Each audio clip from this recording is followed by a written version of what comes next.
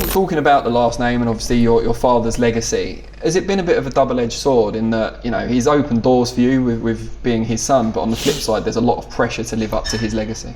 There's a lot of pressure if I run with the thought of there being a lot of pressure. You know, if I can sort of put it in a box and lock it off, then it's cool.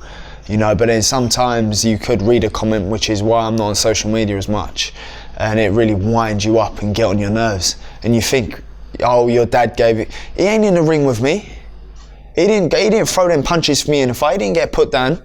You know, that was me. That wasn't my dad. You know, so when people say, oh yeah, you have an easy life, bloody right I do. And most people would say I call it quits. You know, I'll go back to Australia, have shrimps on the old barbie in my dad's 6-bedroom mansion. I'll do that. You know, no, but I'm here at grafting, leaving my family to entertain the public, and you know, I thrive off the energy of the sport. So what can you moan about?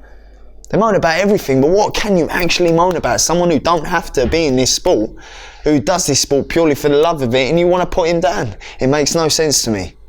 It makes no sense. Getting back to Payno, should the rematch all go as planned, what's the next step for you?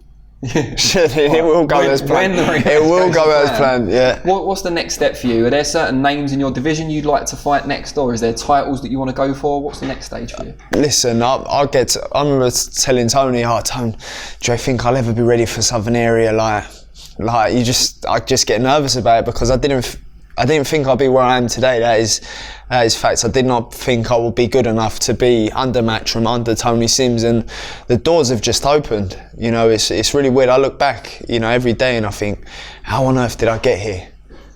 Not forget the name, but based on ability, how did I get here? You know, but once I fight this Frenchman and do what I've got to do, and I've got a nice smirk on my face because I know exactly what I'm going to do. I visualise it every single night, every single morning. Every time I hit that pad, I know what I'm going to do to him. So that's why I got a smirk on my face. But yeah, now after this, you know, there's so many fights out there for me.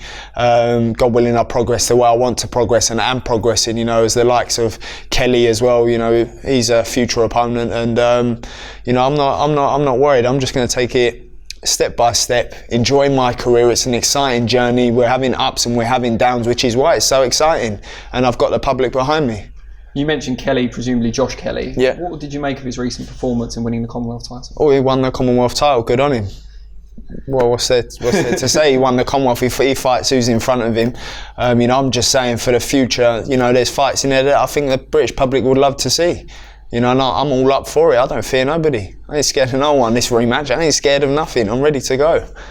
The stage you're at now, you're obviously a very experienced, successful trainer in Tony Sims. Just tell us a bit about the influence he's had on your career, having very limited amateur background, and also what influence your dad's been on your career and remains so now. Well, massively. Yeah, massively. You know, Tony in my career, if Tony says something, he means it.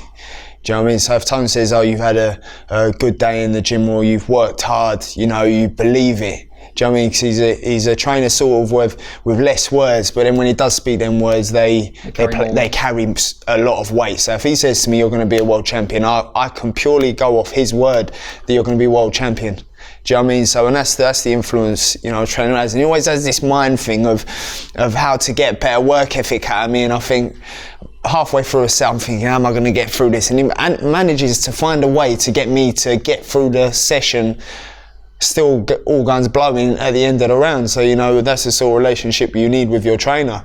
And, you know, if people have seen me change from a little boy, you know, with the dreadlocks, with the puppy fat and less ink, to now becoming a man, you know, and learning to become a seasoned pro.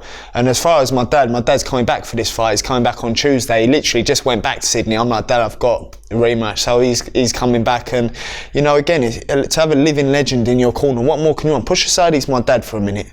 He's a living legend. And on top of that, he's my dad. You know, what more do you want? And unlike criticisms of some other sons of boxing legends, he doesn't ever seem to want to make himself the story, which is kind of important. He don't, but I feel like he goes, our son, in my last fight, he just wanted to sit on the corner like, nah, come in the ring, man. I want you there. You're part of me. I'm carrying this legacy. You know, this is the Ben. You're the OG. You know, so, you know, the love there for my dad is unreal. He's always messaging me. He's just blinding my dad, yeah. And just before we let you go, what's your kind of home situation while you're staying here in, training in Tony's gym? Where do you stay? Do you stay with family? Are you on your own? No, I live on my own here. I'm in Brentwood, and I've got my 2 dogs. And is that tough, lonely, isolating, or nah, boxer's life? No, it's boxer's life. It's cool. I'm here to do one thing and one thing only, and rack up the wins and rack up tiles and rack up some money, so I can go back to Australia and spend some time with my family on the beach. On the beach. I'm watching my family grow right in front of me, and it's sometimes it gets frustrating that I'm that brother in England or I'm the son in England. My little sister's taller than me.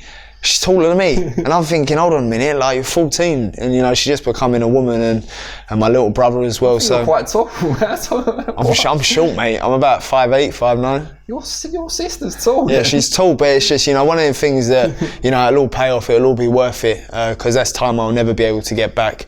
But the sacrifice I made, as big a sacrifice I could make.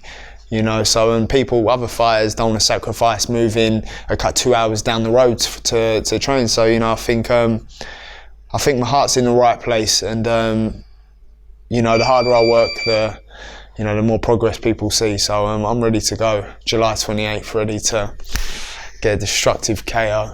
Well, we wish you the best of luck for that big show on the 28th. Thank you. Thanks very much. Pleasure.